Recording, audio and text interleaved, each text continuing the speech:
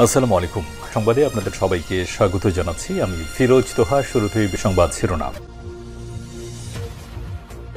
বাংলাদেশের সর্বশেষ গুরুত্বপূর্ণ আপডেট সংবাদে আপনাকে স্বাগত। শুরুতেই সংবাদ শিরোনাম, পরে বিস্তারিত।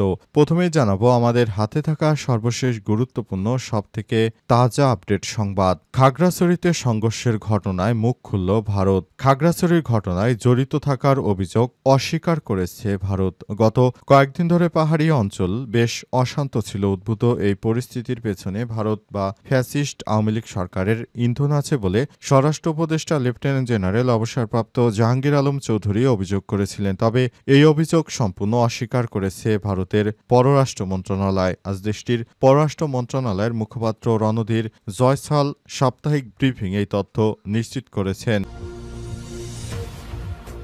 এরপর জানাবো হ্যাক হওয়া ইসলামী ব্যাংকের ফেসবুক পেজ উদ্ধার। হ্যাক হওয়ার পর নিজের ভেরিফাইড ফেসবুক পেজ উদ্ধার করেছে বেসরকারি খাতের ইসলামী ব্যাংক বাংলাদেশ পিএলসি। আজ ভোরে হ্যাক হওয়ার পর বিকাল 4টার পর পেজটি উদ্ধার করতে সক্ষম হয়েছে ইসলামী ব্যাংক বাংলাদেশ বলে জানিয়েছে জনসংযোগ কর্মকর্তা।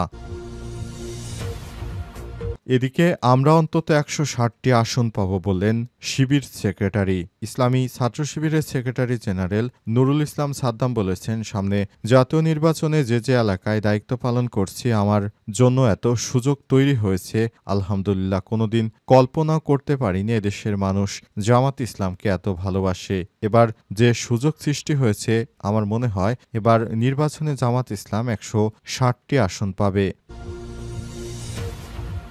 জানাবো গ্লোবাল সুমুদ ফোর্টিলা আটকে তীব্র নিন্দা জানালো বাংলাদেশ। গাজা জনগণের জন্য ত্রাণবাহী নৌবহর গ্লোবাল সুমুদ ফোর্টিলা আটকের তীব্র নিন্দা জানিয়েছে বাংলাদেশ। আজ পররাষ্ট্র মন্ত্রণালয়ের এক বিবৃতিতে বলা হয়েছে, এই কাজ আন্তর্জাতিক আইনে সুস্পষ্ট লঙ্ঘন এবং ক্ষুধাকে যুদ্ধের অস্ত্র হিসেবে ইসরায়েলের ব্যবহার সম্পূর্ণ নির্লজ্জ। এবং সর্বশেষ জানাবো মানচিত্র থেকে মুছে দেব পাকিস্তানকে হুঁশিয়ারি ভারতের সেনাবাহিনী প্রধানের। পাকিস্তানকে মানচিত্র থেকে মুছে দেওয়ার হুঁশিয়ারি দিয়েছেন ভারতের সেনাপ্রধান জেনারেল উপেন্দ্র ত্রিবেদী। আজ রাজস্থানে অনুপাত গড়ে একটি সেনা পোস্ট পরিদর্শনে গিয়ে তিনি এই মন্তব্য করেন। ভাষণে সেনাপ্রধান জেনারেল উপেন্দ্র ত্রিবেদী বলেন, ভারত পাকিস্তানকে কঠোর হুঁশিয়ারি দিয়েছে, সন্ত্রাসবাদকে সমর্থন বন্ধ করতে হবে, নয়তো তার ভৌগোলিক উপস্থিতি হারানোর ঝুঁকি নিতে হবে। বিশ্ব মানচিত্রে টিকে থাকতে চাইলে পাকিস্তানকে রাষ্ট্রীয়ভাবে সন্ত্রাসবাদের মদদ দেওয়া বন্ধ করতে হবে। অপারেশন সিন্দুর পরিচালনায় ভারত ব্যর্থ হওয়ার পর এখন তারা নতুন করে ফাঁকাবাসের মতো হুমকি ধামকি দিচ্ছে। অথচ পাকিস্তানের উপর হামলা চালাতে গিয়ে নিজেদের 6টি বিমান তারা হারিয়েছে। এখন নির্লজ্জর মতো প্রতিদিন ভারত পাকিস্তানকে হুঁশিয়ারি দিচ্ছে। প্রিয় দর্শক, এতক্ষণ শুনছিলেন সংবাদ শিরোনাম, এবারে বিস্তারিত। তবে তার আগে বন্ধুরা অনুরোধ থাকবে এই সংবাদটিতে একটি লাইক দিন। এই চ্যানেলে আপনি নতুন হয়ে থাকলে আমাদের সংবাদটি দেখতে দেখতে চ্যানেলটি সাবস্ক্রাইব করে রাখুন। কমেন্ট করে বন্ধুরা আপনার মূল্যবান মতামত জানিয়ে দিন আপনি বিশ্বের কোন দেশ থেকে বা বাংলাদেশের কোন স্থান থেকে আমাদের সংবাদটি দেখছেন এবং শুনছেন। আর বন্ধুরা সংবাদটি আপনার সোশ্যাল মিডিয়া ফেসবুকে শেয়ার করে বন্ধুদেরও দেখার সুযোগ করে দিন। এবারে বিস্তারিত।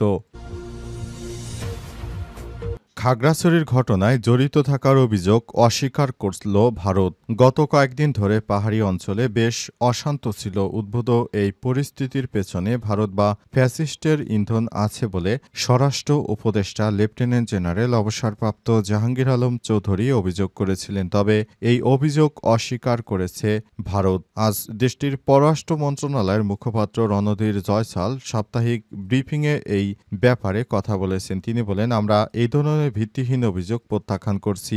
বাংলাদেশের অন্তর্বর্তীকালীন সরকার আইন ও শাসন বজায় রাখতে পারছে না। আর সরকারের একটি অভ্যাস আছে, তাদের ব্যর্থতার দায় অন্যদিকে সরিয়ে দেয়। ভারতীয় পররাষ্ট্র মন্ত্রণালয়ের মুখপাত্র পাল্টা অভিযোগ করেন, কথিত উগ্রবাদীরা পাহাড়ি সংখ্যালঘুদের উপর নির্যাতন করছে, তাদের ভূমি দখল করছে। তিনি বলেন, আমি ঢাকাকে বলবো নিজেদের আত্মদর্শন করুন এবং চট্টগ্রামের পাহাড়ি অঞ্চলে সংখ্যালঘুদের উপর উগ্রবাদীদের হামলা ও তাদের জমি দখলের ঘটনা গুরুতরভাবে তদন্ত করুন বলে মন্তব্য করেছে ভারতের পররাষ্ট্র মন্ত্রণালয়ের মুখপাত্র রণধীর জয়সাল। আজ জয়সালকে সাংবাদিকরা প্রশ্ন করলে তিনি এসব কথা বলেছেন। জয়সাল বলেন, আমাদের উপর বরাবরই বাংলাদেশ সবসময় দোষ চাপাতে চায়, তাই প্রতিবেশী ছোট রাষ্ট্রটিকে বলবো, দেখুন ভাই, আপনাদের সঙ্গে আমাদের কোনো শত্রুতা নেই। আপনারা নিজেদের অপরাধ ঢাকতে বারবার ভারতের উপর দায় চাপান কেন? আপনারা নিজেরা সবকিছু তদন্ত করে দেখুন, আপনাদের সমস্যা কোথায়, বিষয়টি আপনারা নিজেরাই খুঁজে বের করতে পারবেন। হ্যাক হওয়া ইসলামী ব্যাংকের ফেসবুক পেজ উদ্ধার। হ্যাক হওয়ার পর নিজেদের ভেরিফাইড ফেসবুক পেজ উদ্ধার করেছে বেসরকারি খাতের ইসলামী ব্যাংক বাংলাদেশ পিএলসি। আজ হ্যাক হওয়ার পর বিকাল ৪টার দিকে পেজটি উদ্ধার করা হয়েছে বলে জানিয়েছে ব্যাংকের জনসংযোগ বিভাগ। ব্যাংকটির জনসংযোগ বিভাগের প্রধান নজরুল ইসলাম গণমাধ্যমকে জানান, ভোরে পেজটি হ্যাক করা হয়। দিনভর ফেসবুক কর্তৃপক্ষের সঙ্গে যোগাযোগের পর নিয়ন্ত্রণ ফেরত পাওয়া যায়। বর্তমানে পেজটি স্বাভাবিকভাবে পরিচালিত হচ্ছে। ভোরে ইসলামী ব্যাংকের অফিসিয়াল ফেসবুক পেজ হ্যাক করার পর একটি পোস্টে হ্যাকার গ্রুপ লিখেছে, বাংলাদেশ ইসলামী ব্যাংকের তৎপর কর্তৃপক্ষের অনৈতিক আচরণ SM 470X তাদের পেজের নিয়ন্ত্রণ নিয়েছে। তাদের হাজার হাজার কর্মীর ভবিষ্যৎ রক্ষা করা হবে অবিলম্বে। অন্যায় চাকরিচ্যুতির বিষয়টি পুনর্বিবেচনার ঘোষণা দেয়া হোক। পরে অবশ্য লেখাটি মুছে দেওয়া হয়। উল্লেখ্য, সম্প্রতি ইসলামী ব্যাংকের ব্যাপক ছাঁটাই কার্যক্রম চলছে। 4 শতাধিক কর্মকর্তা বরখাস্ত হয়েছেন এবং প্রায় 5,000 কর্মকর্তাকে ওএসডি করা হয়েছে। এই পরিস্থিতিতে পেজ হ্যাক হওয়াকে তাৎপর্যপূর্ণ বলে মনে করছেন সংশ্লিষ্ট ব্যক্তিরা। তারা এস আলমের নিয়োগ দেয়া কর্মকর্তা কর্মচারী ছিলেন, তাদের বিরুদ্ধে অ্যাকশনে গিয়েছে বাংলাদেশ ইসলামী ব্যাংক। এরপরই ইসলামী ব্যাংকের বিরুদ্ধে এই ধরনের প্রোপাগান্ডা শুরু করেছে তারা। আমরা অন্তত 160টি আসন পাব বললেন শিবিরের সেক্রেটারি। ইসলামী ছাত্র শিবিরের সেক্রেটারি জেনারেল নুরুল ইসলাম সাদ্দাম বলেছেন, সামনে জাতীয় নির্বাচনে যে এলাকায় দায়িত্ব পালন করছি, আমাদের জন্য এত সুযোগ তৈরি হয়েছে আমরা কোনোদিন কল্পনাও করতে পারিনি। এত বড় শিপমেন্ট আমরা এর আগে কখনোই দেখিনি। আমাদের বিশ্বাস করতে হবে আমরা অন্তত 160টি আসন পাব। আমাদের আগে ছিল 18টি, সর্বোচ্চ 50টি। আলহামদুলিল্লাহ, শিপমেন্ট আরও অনেক বেশি হয়ে গেছে। তিনি আরও বলেছেন, বার্ধক্য আসার আগেই যৌবনের সময়কে মূল্য দিতে হবে। প্রাক্তন দায়িত্বশীলদের উচিত জামাতের নেতৃত্বের প্রতি আস্থা রাখা, কারণ নেতৃত্ব অনেক দূরদর্শিতা থেকে বিষয়গুলো দেখে। আজ নগরীর সোনাডাঙ্গা থানাধীন আল ফারুক সোসাইটি মিলনায়তনে খুলনা মহানগরী ইসলামী ছাত্র শিবিরের উদ্যোগে সদস্য পুনর্মিলনী 1977/2025 অনুষ্ঠানে প্রধান বক্তার বক্তৃতায় তিনি এসব কথা বলেছেন। এ সময় তিনি বলেন, আমরা বাংলাদেশটাকে সাজাতে চাই, আমাদেরকে সুযোগ করে দিন।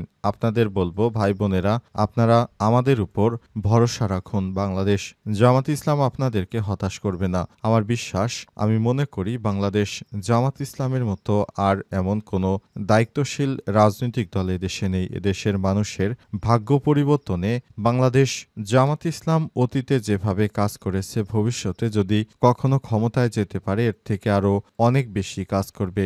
আপনারা দেখুন, আমাদের প্রতিটি কর্মী যাদের আচরণের দিকে তাকিয়ে দেখুন, তাদের আচরণে সবাই মুগ্ধ। হিন্দু থেকে মুসলিম সবাই বাংলাদেশ জামাত ইসলামের আচরণে মুগ্ধ। গত বছরের 5 আগস্ট থেকে এবছরের 5 আগস্ট এবং এ পর্যন্ত যত সময় পেরিয়ে গেল, উক্ত সময়ের মধ্যে বাংলাদেশ জামাত ইসলামের কোনো নেতৃত্ববৃন্দ কোথাও কোনো চাঁদাবাজি করতে যায়নি, কোথাও বাস স্ট্যান্ড বা টেম্পো স্ট্যান্ড দখল করতে যায়নি। সবসময় তারা জনতার কল্যাণে কাজ করেছে। আমরা যদি ক্ষমতায় যেতে পারি, আশা করছি আমরা আগের থেকে আরও অনেক বেশি কাজ করব, অনেক বেশি অ্যাক্টিভ হব। সুতরাং আমাদের এবারের মতো একটু সময় দিয়ে দেখুন, সুযোগ দিয়ে দেখুন। আশা করছি আপনার প্রত্যাশার বাংলাদেশ আমরা গড়তে পারবো ইনশাল্লাহ। গ্লোবাল স্মুথ ফ্লোটিলা আটকে রাখার অভিযোগে তীব্র নিন্দা জানালো বাংলাদেশ। গাজায় জনগণের জন্য ত্রাণবাহী নৌবহর গ্লোবাল স্মুথ ফ্লোটিলা আটকের তীব্র নিন্দা জানিয়েছে বাংলাদেশ। আজ পররাষ্ট্র মন্ত্রণালয়ের এক বিবৃতিতে বলা হয়েছে, এই কাজ আন্তর্জাতিক আইনের সুস্পষ্ট লঙ্ঘন, খোদাকে যুদ্ধের অস্ত্র হিসেবে ইসরায়েলের ব্যবহারের নির্লজ্জ প্রকাশ। আটক করা সব মানবিক সহায়তা কর্মী ও অধিকার কর্মীদের অবিলম্বে নিঃশর্তে মুক্ত করতে হবে।